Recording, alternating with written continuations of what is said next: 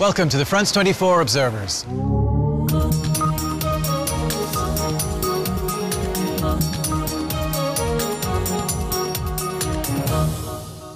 This show is made up entirely of amateur images. We've seen time and time again how images that are shot on a cell phone and then uploaded to the internet can change history, or at least shift the balance of power. We take a look back now at some of those moments. We begin today with a revolution in Tunisia, the first of a series of revolts that's come to be known as the Arab Spring. It all started with riots in a small provincial city called Sidi Bouzid. The international press barely noticed, but our observer told us something important was going on. He sent us this report about a young street vendor whose actions set off a chain of events that would eventually topple a president. We head to Sidi Bouzid, December 2010, with a report from our observer, Slimane Rouissi. The man who set himself on fire was a street vendor. He had 8 family members depending on him. Street vending is illegal in Tunisia. The day of the incident, police had confiscated his merchandise, which is fruit and vegetables, and then mistreated him. He went to the governor's office in Sidi Bouzid to try to sort things out, but he wasn't allowed into the building. So he took 2 bottles of paint thinner, poured them over himself, and set himself on fire. He was badly burned. His relatives gathered at the same place to show their support. So did other street vendors. They're sick of being treated with scorn and neglect. For the next 2 days, we held peaceful demonstrations, demanding our right to live in dignity. But the security forces reacted violently with tear gas. That made people even angrier. There were clashes with police all over the town, and in the region too. Instead of giving us what we need in Sidi Bouzid, economic development, the authorities reinforce security and deprive us of our rights.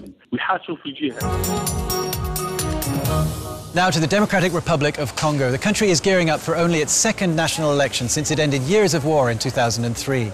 The country is huge, and with just 5 months to go, officials still have to register and check millions of new voters. The opposition worries it can't be done in time and says there could be widespread fraud. We head to Katanga province in the south with our observer who uses the pseudonym Philippe. I've seen pictures on the web of children who've been registered. Children have been given voting cards. Judging from their faces, there's no way they're the age it says on the cards. In one case, the kids went to register just so they'd have some form of ID card. And in another case, it was the parents sending them so they could get more votes for their favourite candidate. The officials in charge of the registration are usually well known locally. The kids give them bribes to get them to issue voter cards to them. I don't have much faith in the electoral process. They say these elections are going to be free and fair, transparent and democratic. But the truth is, it's not free or democratic or transparent.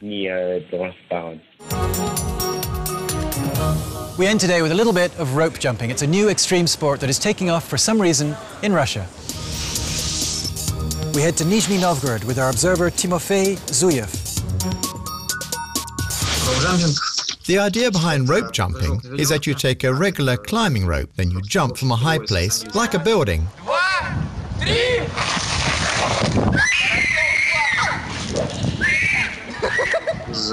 We always use 2 or 3 ropes as a security measure, just in case one of them gives way.